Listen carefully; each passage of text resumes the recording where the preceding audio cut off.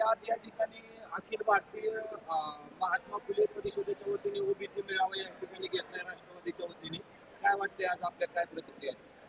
खरं तर हा ओबीसी मेळावा खूप सुंदर पद्धतीने इथे पार पडला आहे आणि सर्व ओबीसींनी एक दाखवून दिलेले आहे की आम्ही एकजूट करून दादांच्या पाठीशी आहोत आणि निश्चितपणे आम्हाला सर्वांना दादांना मुख्यमंत्री या पदापर्यंत पोहोचवायला नक्कीच आवडेल आणि तो दिवस म्हणजे आमच्यासाठी हा आपण म्हणूयात की दिवाळी आणि दसराच असेल त्या दिवसाची आम्ही वाट पाहत आहोत. आणि मला या ठिकाणी एकच सांगायचे आहे की आम्ही सर्वजण हे दादांचे मावळे आहोत आणि जोपर्यंत आमच्या दादांच्या स्वराज्याचा इथे अभिषेक होत नाही तोपर्यंत आम्ही एकही शांतपणे बसणार नाही आहोत. प्रत्येक दिवस आज दिवसाची रात्र करून आम्ही दादांसाठी अभिमानाने काम करणार आहोत. कारण दादांच्या सावलीत जरी उभं राहिलं तरी आम्हाला खूप गर्व वाटतो, आम्हाला खूप अभिमान वाटतो. बारामतीत पवार विरुद्ध पवार हा संघर्ष या ठिकाणी होत आहे आणि ओबीसी आरक्षण याला देखील धक्का लागण्याची शक्यता विरोधक वर्तवत आहेत. जर ओबीसी आरक्षणाचा मुद्दा या ठिकाणी निघाला तर तुम्हाला काय वाटतं की त्याचा फटका अजितदादांना बसेल का? नाही नाही नाही, बिलकुल असं काही होणार नाहीये की प्रत्येकाचं संविधानाने प्रत्येकाला त्याचे त्याचे हक्क दिलेले आहेत. त्याच्यामुळे होणार काय आहे की इथे ओबीसी आरक्षणाला कुठल्याही प्रकारचा धक्का इथे बसू शकणार नाहीये याची मी सर्वांच्या वतीने इथे खात्री देते. एक ओबीसी पदाधिकारी म्हणून तुमची काय भूमिका असेल? ओबीसी पदाधिकारी म्हणून जर मला माझी भूमिका मांडायची असेल तर मला एकच सांगायचे आहे की ह्या हाताची ही 5 बोटे आहेत, परंतु ह्या हाताची 5 बोटे जेव्हा आम्ही याची मुठ्ठी करू तेव्हा ही ओबीसीची मुठ्ठी कोणीही सोडू शकणार नाही आणि त्याच पद्धतीने आम्ही सर्वजण एकजुटीने एकमुठीने दादांच्या पाठीमागे आहोत. आज या ठिकाणी मेळावा झालेला आहे, काय वाटतंय, काय भावना आहेत आपल्या? आज जो या ठिकाणी मेळावा झालेला आहे तो खरोखरच दादांच्यासाठी खास आम्ही हा मेळावा आयोजित केलेला होता. या ठिकाणी सर्व ओबीसीचे लोक, माळी समाज, अखिल भारतीय सर्व महात्मा फुले परिषद सर्व लोक एक गट्टा, आत्ताच माझी मैत्रीण बोलले की हाताच्या 5 बोटे एकत्र केले तर जो एक संघटन होतं, असे सर्व आम्ही एक संघटित होऊन दादाच्या पाठीमागे खंबीरपणे उभं राहणार आहे. आणि जो दादांना मागचं 1,62,265 जे मतदान मिळाल्याने ते मतदानाचा उच्चांक आम्ही 2 लाखापर्यंत करणार आहे. आज या ठिकाणी ओबीसी बांधवांचा मेळावा या ठिकाणी झाला.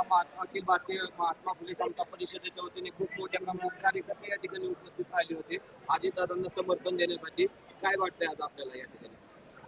होय, गेले 15 दिवस आम्ही 15-20 कार्यकर्ते बारामती तालुक्याच्या या माळी समाजामध्ये सगळीकडे फिरत असताना त्यांचं देखील आपण एखादा मेळावा घेऊ म्हणून आम्ही या ठिकाणी हा मेळावा आयोजित केला. खूप संख्येने माळी समाज पहिल्यांदाच हा मेळावा आम्ही आयोजित केला असताना पहिल्यांदा खूप संख्येने या ठिकाणी माळी समाज या ठिकाणी उपस्थित राहिला. 42,000 मतदार असलेल्या ह्या माळी समाजामध्ये फक्त आज प्रतिनिधी या ठिकाणी उपस्थित राहिलेत आणि ते सगळे प्रतिनिधी 42,000पैकी 40,000 तरी मतदान पूर्ण दादांना करण्यासाठी या ठिकाणी उत्सुक आहेत. या ठिकाणी जर भावनिक वातावरण निर्माण झालं तर काय वाटतं की ओबीसी मतदार अजितदादांच्या बाजूने राहतील का? यावेळी 100% लोक भावनिक होणार नाहीत. लोक अजितदादांच्या या कर्तृत्वावरतीच मतदान करणार. केलेला विकास हे तर दुय्यम झालंय आज, परंतु दादांनी जे बारामतीचा जिल्हा तयार केलाय, जिल्ह्याच्या विविध सगळ्या समित्या या ठिकाणी विविध ऑफिसेस बारामतीमध्ये आणले, हे लोक विसरणार नाहीत. गेल्या वेळी झालं ते पुन्हा होणार नाही याची पूर्ण खात्री आहे मला. आज या ठिकाणी अखिल भारतीय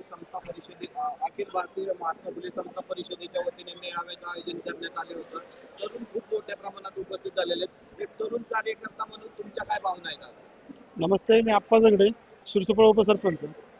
तरुण कार्यकर्ता म्हणून माझ्या अशा भावना आहेत. दादांनी आम्हाला तरुणांसाठी आता तालुक्यात काय नाही हे ठेवलंच नाही आणि तालुक्याला असं झालंय, जेव्हा छोटा मुलगा रडल तेव्हाच आई बाळाला दूध पाजते, तसं दादांनी तालुक्याला रडूच दिलं नाही म्हणून तालुक्याला काय त्याची आठवणच होईना. दादांनी तर हजारो कोटींचा निधी तालुक्यासाठी आणला आहे असं म्हणतात, तरी पण देखील विरोधक म्हणतात बारामतीचा विकास झाला नाहीये. काय म्हणायचं एक तरुण कार्यकर्ता? विकास झाला नाही तर विरोधकांनी असं दाखवून द्यावं आम्ही हा विकास केला एवढंच दाखवून द्यावं, मग दादांनी निधी दिला नाही ते स्पष्ट होईल ना.